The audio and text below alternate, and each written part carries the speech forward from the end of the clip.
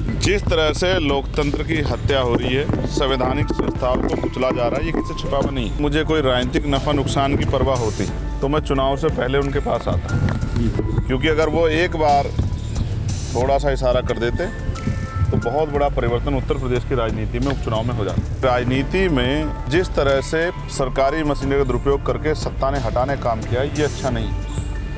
इससे ये पीढ़ी दर पीढ़ी चलता रहेगा, इसका खामियाजा फिर दूसरे लोगों को भुगतना पड़ेगा। उत्तर प्रदेश के बिजनौर की नगीना सीट से सांसद और आजाद समाज पार्टी के अध्यक्ष चंद्रशेखर आजाद सीतापुर जेल में बंद समाजवादी पार्टी के वरिष्ठ नेता और पूर्व मंत्री आजम खान से मिलने पहुंचे। करीब 1 घंटा 10 मिनट तक की इस मुलाकात के बाद चंद्रशेखर आजाद मीडिया से मुखातिब हुए। उन्होंने कहा कि छोटी छोटी चोरी में बड़ी बड़ी सजा में जिस जज ने उनको निर्दोष करार दिया, उसका शाम होते ही दूसरे जनपद में स्थानांतरण कर दिया गया। लोकतंत्र को कुचला जा रहा है। राजनीतिक मुलाकात के सवाल पर उन्होंने कहा कि मुझे कोई राजनीतिक नुकसान या फायदा होता तो मैं आजम खान के पास चुनाव से पहले आता। अगर वो एक बार इशारा कर देते तो उत्तर प्रदेश की राजनीति में एक बड़ा परिवर्तन हो जाता। आजम खान से मेरे पारिवारिक रिश्ते हैं। मुझे याद है कि जब मेरे ऊपर गोली चली तो वह बीमार होते हुए भी पूरे परिवार के साथ मुझे देखने आए थे। इस समय उनके साथ जेल में लापरवाही बरती जा रही है। उनकी आंखों में इंफेक्शन भी हो गया है। चंद्रशेखर आजाद ने आजम खान से मुलाकात के बाद मीडिया से बातचीत में ये बातें कही हैं। चुनाव जीतने के बाद कई बार प्रयास होने के बाद मुलाकात करने आना चाहता था। 2 बार प्रयास किया तो उनकी तबीयत खराब थी, इस वजह से नहीं आ पाया। आज प्रयास किया और वो सफल हुआ। मेरी मुलाकात हुई, काफ़ी लंबी बात हुई और मेरा पूरा जो है ध्येय इस बात पे था कि उनकी तबीयत कैसी, क्योंकि मेरा उनका राजनीति से अलग एक बहुत करीबी दोस्ताना पारिवारिक रिश्ता है। तो मैं उनके मामलों को भी देख रहा हूँ। जिस तरह से बकरी चोरी कराने में 10 साल की सज़ा, ऐसे एक होता चोरी करना एक कराना, ऐसे छोटे छोटे मामलों में बड़ी बड़ी सज़ा। और जिस जज ने उनको निर्दोष करार दिया वो जज शाम के समय तक ट्रांसफ़र होकर दूसरे ज़िले में चले जाते हैं। जिस तरह से लोकतंत्र की हत्या हो रही है, संवैधानिक संस्थाओं को कुचला जा रहा है, ये किसी से छिपा नहीं।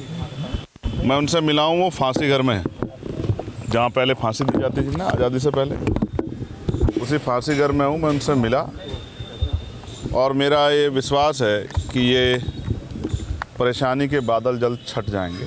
क्या माना जाए 2027 को लेके चंद्रशेखर जो भीम आर्मी के चीफ है, कहीं ना कहीं नई सियासत गढ़ रहे हैं? आप ये सोचिए, अगर मुझे कोई राजनीतिक नफ़ा नुकसान की परवाह होती तो मैं चुनाव से पहले उनके पास आता, क्योंकि अगर वो एक बार थोड़ा सा इशारा कर देते तो बहुत बड़ा परिवर्तन उत्तर प्रदेश की राजनीति में उपचुनाव में हो जाता। लेकिन मैं इसलिए चुनाव के बाद आया हूँ कि ये मेरा जो रिलेशन है, रिश्ता है, ये राजनीतिक ना होकर वो जो मजबूत रिश्ता है, वैचारिक, व्यवहारिक, पारिवारिक। क्योंकि मेरे आज भी याद है जब मेरे ऊपर गोली चली तो वो बीमार होते हुए पूरे परिवार सहित आए और कई घंटे मेरे पास रुके, मेरे दुख तकलीफ़ को अपनी दुख तकलीफ मान के, और मेरा साथ दिया उस समय। और समय समय पे अपनी पार्टी में भी, अपने नेताओं से भी उन्होंने मेरे लिए लड़ाई लड़ी।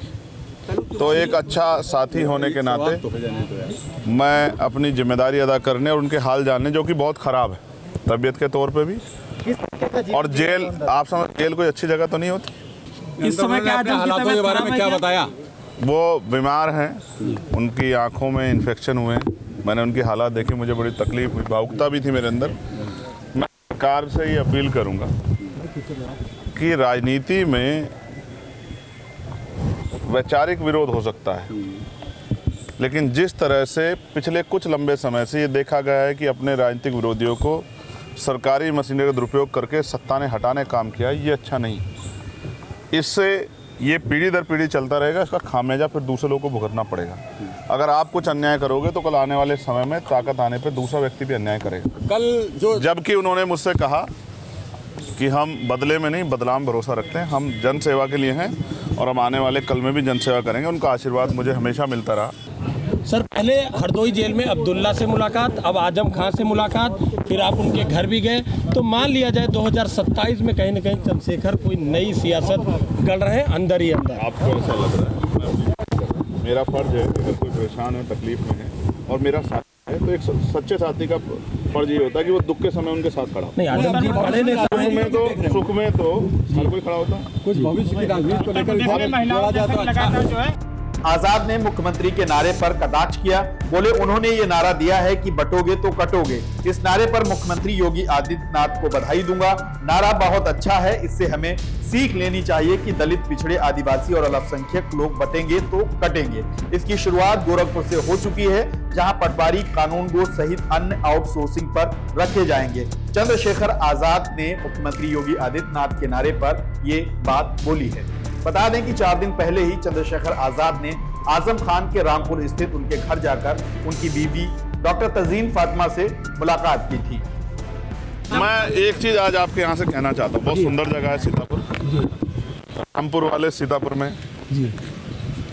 और यहाँ हमारे यहाँ एक लंबी लड़ाई जो है राम जी को लेके भी चल रही है, अभी वो अंजाम को पहुँच रही है। तो अब मैं ये कहना चाहिए, एक नारा दिया मुख्यमंत्री जी ने। अब चुनाव के बाद मुझे समय लगा कि उसका विश्लेषण हो जाए कि बटेंगे कटेंगे। तो मैं आज आपके यहाँ से कहना चाहता हूँ, सीतापुर में ये नारा उन्होंने बहुत अच्छा दिया, मैं उनको बधाई देता हूँ। और मैं इसलिए बधाई देता हूँ कि उन्होंने एक बहुत, क्योंकि जब कोई बात कहता है तो उसके हर सिक्के के 2 पहलू होते हैं।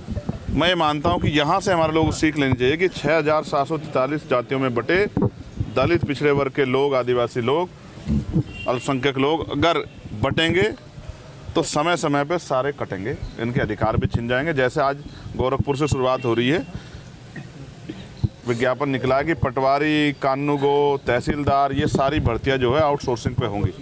आप समझो ना किस तरह युवाओं के भविष्य का कत्ल किया जा रहा है, किस तरह संवैधानिक संस्थाओं के साथ खिलवाड़ किया जा रहा है।